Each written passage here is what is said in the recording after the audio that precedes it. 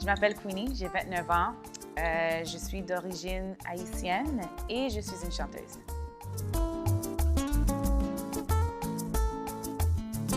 Mon expérience à Star Academy, c'était incroyable. J'ai vraiment aimé l'expérience. J'ai aimé tout ce que j'ai appris, les artistes, les différents artistes que j'ai rencontrés. C'est sûr que c'était pas facile, mais il n'y a rien qu'on veut de la vie qui est facile. Je savais déjà les sacrifices nécessaires de faire partie de ça, puis d'être parmi certaines personnes qui font partie de différentes communautés aussi, qui est diversité, qui démontrent la diversité. Pour moi, c'était un honneur, puis c'était très important pour moi, donc j'ai vraiment apprécié ça. C'est sûr qu'on a des artistes, puis pas seulement dans la musique, on a certaines personnalités, pas personnalités, mais on a certaines personnes qui font partie de la communauté haïtienne, qui essayent de faire des démarches pour ouvrir plus de portes pour des gens dans la communauté haïtienne. Mais je trouve qu'on peut encore faire plus. Malheureusement, on a certaines choses qui nous empêchent, je pense, mentalement, comme un peuple, de nous encourager. Puis des fois, on dit, ben on va jamais avoir une opportunité de faire X, Y, Z, mais des fois, c'est pas d'attendre une opportunité, c'est de créer des opportunités. Puis non seulement quand tu commences d'avoir le succès dans cette métier-là, que c'est la musique, que c'est quelque chose d'autre, d'avoir assez de conscience, de dire, OK, mais tu sais quoi, ça fonctionne pour moi, donc je peux aider la personne après moi, la génération après moi, de aussi avancer.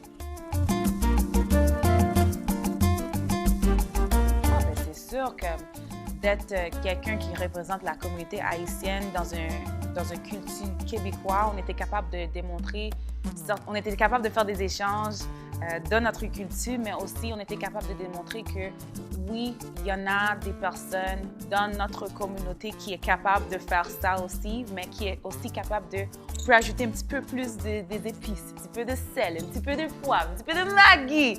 Je trouve que maintenant, présentement, les gens sont en train de dire on veut apprendre qui tu es, on veut apprendre ta culture, on veut apprendre l'histoire en arrière du pays d'Haïti, puis parce que ça fait partie de notre histoire aussi, parce que ça fait partie de nos parents, nos grands-parents et tout ça. Donc, je pense que c'est le moment de le faire, c'est le moment d'éduquer des personnes à propos de notre pays, mais aussi d'intégrer ça dans la culture aussi ici au Québec.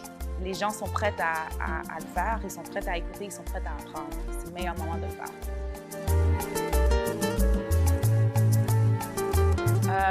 Donc, pour moi, personnellement, je trouve qu'on commence de faire des démarches pour démontrer la diversité, non seulement dans l'aspect à propos de la musique, mais aussi télévision.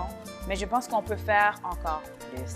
Quand je dis encore plus, je ne parle pas de juste les personnes en avant l'écran, je parle aussi des gens en arrière l'écran. Donc, si nous, on veut vraiment avoir la diversité, c'est à nous de commencer de prendre des positions des gens en arrière l'écran, dans les bureaux, dans les entreprises qui sont en charge de la télévision, qui sont en charge de la musique, de prendre des places sur les tables avec les organisations, avec les compagnies qui peut, où on peut commencer à créer des opportunités pour des personnes de la communauté. S'il n'y avait pas assez d'exemples pour des personnes d'aller vers leurs rêves, par exemple la musique, comme un concours comme Star Academy, je pense que maintenant, on a l'exemple. Donc là, maintenant, il n'y a plus d'excuses à quelqu'un de dire « Oh, mais je ne pense pas que quelqu'un comme moi… » Oui, quelqu'un comme toi, tu es capable de le faire. C'est juste à toi maintenant de prendre un risque, faire un effort, de travailler, d'avoir un peu de foi en toi, dans tes talents et avance. D'habitude, on entend, tu sais, dans notre culture, on entend toujours comme « Ah, mais tu sais, tu as toujours besoin d'un plan B. » Oui, absolument, tu as toujours besoin d'un plan B. Mais tu ne peux pas laisser ton plan A en arrière à prendre de poussière. Parce qu'un jour, tu vas te réveiller, puis tu vas regretter, puis tu vas dire « Si seulement je savais, j'allais faire un départ vers mes rêves. Si seulement je savais. » Mais moi, j'ai décidé, ça va faire quoi? 3-4 mois, j'ai décidé, je vais arrêter de dire « Si je savais. » Je me lance, j'avance et je fonce. Tu sais, moi, la première fois que j'ai vu ton brand Victoire pour Haïti, moi, j'ai dit que ça représente qu'est-ce que nous, la communauté, on devrait continuer à démontrer dans tous nos aspects.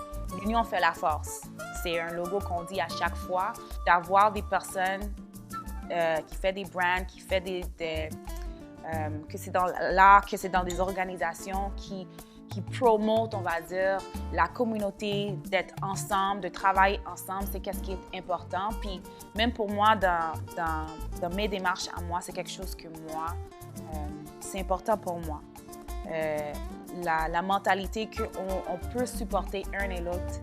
C'est correct si une de nous est en train d'avancer, comme on va t'encourager, like, go sister, go brother, tu sais, comme c'est ça qu'on a besoin. Puis moi, je trouve que Victoire pour Haïti, ça exprime exactement ces valeurs-là qu'on a besoin dans notre communauté puis partout dans ce monde.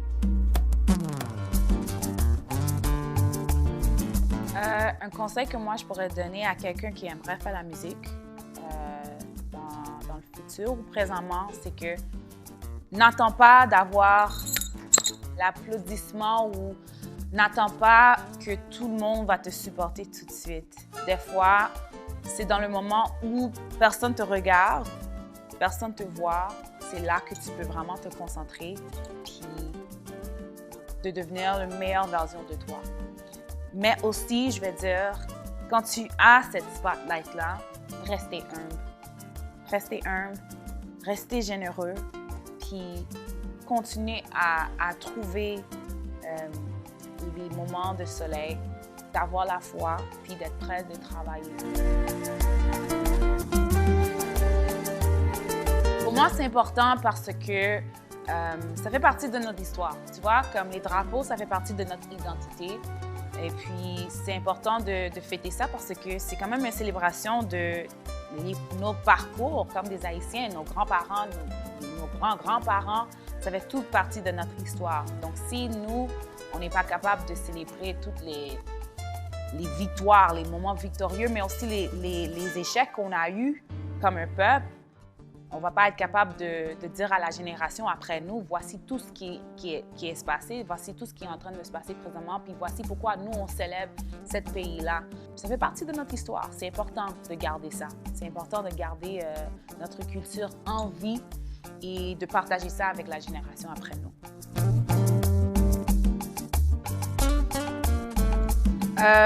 Donc, c'est sûr que j'ai mon album que je suis déjà en train de travailler. J'ai pas encore une date pour sortir cet album-là, mais le but, c'est de le sortir avant la fin de l'année. Il y a aussi certains projets. J'ai une autre émission de télévision que je fais partie, qui va très bientôt sortir. Je pense que ça va être cet été que ça va sortir. J'ai pas encore l'autorisation de rentrer en détail, mais dès que je peux, je vais être capable de partager ça sur mes réseaux sociaux. Puis j'en ai certaines performances au festival, mais aussi performances avec des artistes que vous connaissez déjà.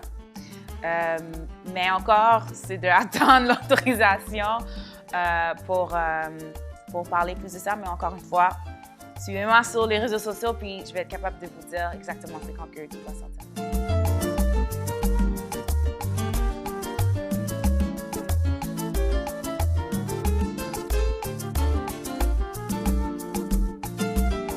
Bonne fête du drapeau d'Haïti. Happy Haitian Flag Day. Woo!